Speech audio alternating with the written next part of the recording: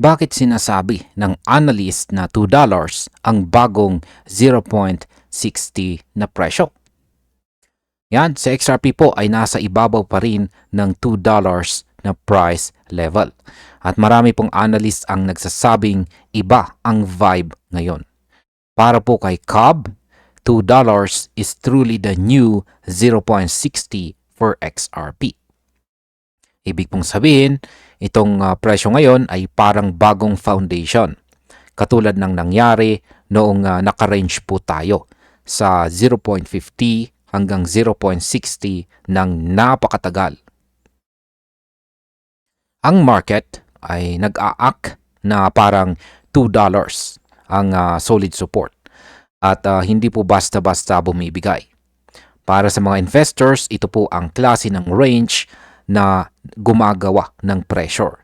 At ayon po kay Cobb, kapag kumpleto na ang consolidation, susunod po dito ang massive pump. Arayan po ang siyang ating pag-uusapan sa video na ito at ang ating sunod na katanungan ay ano po ba ang meron sa bagong support level ni XRP. Kapag binalikan po natin ang history ni XRP, makikita po natin na 2 taon siyang nag-ipon ng lakas sa 0.50 to 0.60 na zone. At nung pumutok po ito sa late 2024, nag-produce ito ng more than 500% rally. First time ulit nitong tumama sa ibabaw ng $3 simula 2018 at malaking psychological win po ito para sa market. Ngayon sabi po ng analyst, parang inuulit po ni XRP ang parehong setup. Buong 2024, sa XRP po ay paulit-ulit na nagdi-defend sa $2 support. At bawat paglapit po sa $2, may mga buyers agad na pumapasok. Para bang ayaw niyang bumagsak at gustong mag-ipon ng lakas ulit. Ngayon ay umuulit ba ang pattern ni XRP?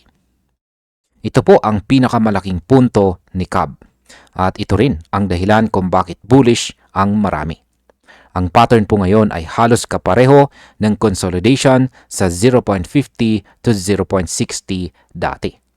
Stable, controlled, at mas steady accumulation. Sa kanyang chart, malinaw na ang $2 level ay parang bagong ground zone. At kung susundan po natin ang dating behavior, pagkatapos po ng long consolidation, boom! Massive breakout. Kaya ang tanong, gaano kalaki ang susunod na galaw? At ang sagot po ng analyst ay posibleng mas malaki pa kaysa sa 2024 breakout dahil mas mataas po ang bagong base. Ngayon ay ano naman ang ibig sabihin ng strong base sa crypto? Sa crypto, kapag sobrang solid ng base, halos predictable po ang direksyon kapag nag-shift ang momentum. At ayon po sa mga pro traders, sa XRP ngayon ay may firm structure sa $2 area. Hindi po ito choppy, hindi rin panic-driven. Ito po ay controlled consolidation, ang paboritong setup ng mga whale.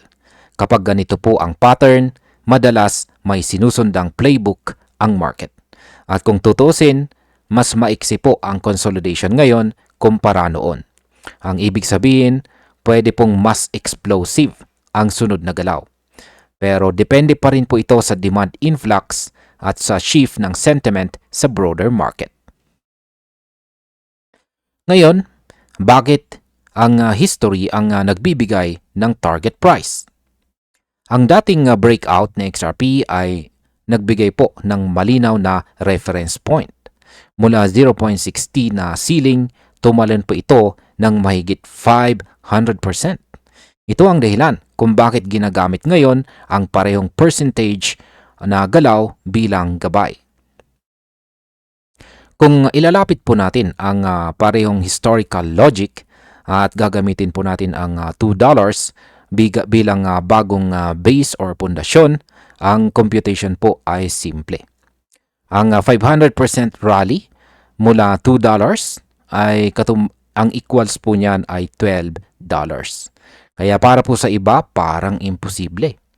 Pero para po sa mga analyst tulad ni Crypto Insight UK, ito ay logical projection base sa previous macro structure.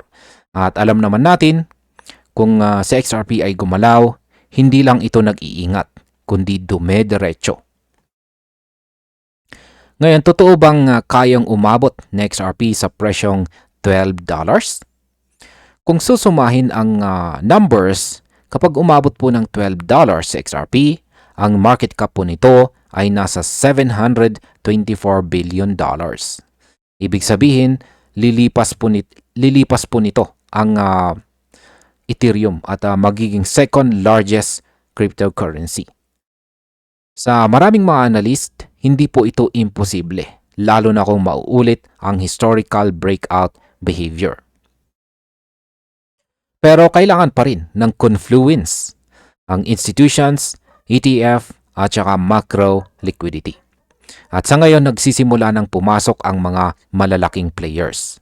Kaya marami pong market commentators ang nagsasabing kahit ambitious ang $12 target, hindi raw po ito delusional. Ito raw ay historical math.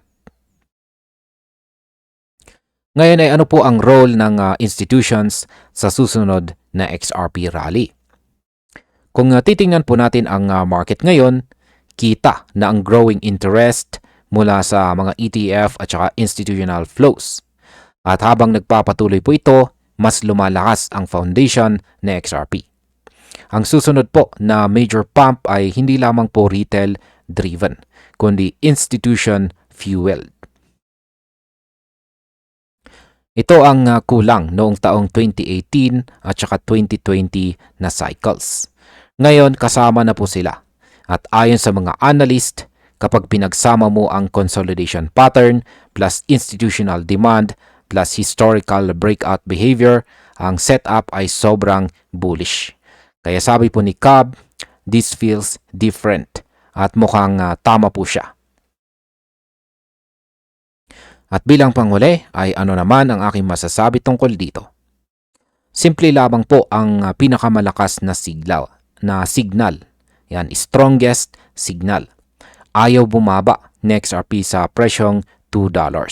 Parang sinasabi niya sa market, hindi na ako babalik sa lumang range. At kapag ang isang asset ay tumatangging bumagsak, kahit may uncertainty, ibig sabihin malaki po ang accumulation sa ilalim. Ito po ang sinasabi ng analyst. Si XRP ay bumubulong at hindi po siya sumisigaw. At kapag tapos na ang pagbubulong na stage, dyan po papasok ang explosive breakout stage. Kaya kung tatanungin kung posible ang big rally, base po sa history, structure at saka sentiment, oo. At kung tama po ang pattern, ang $12 is on the table. At ayan, hanggang dito na lamang po tayo sa video na ito mga ka-crypto. Maraming salamat sa panonood.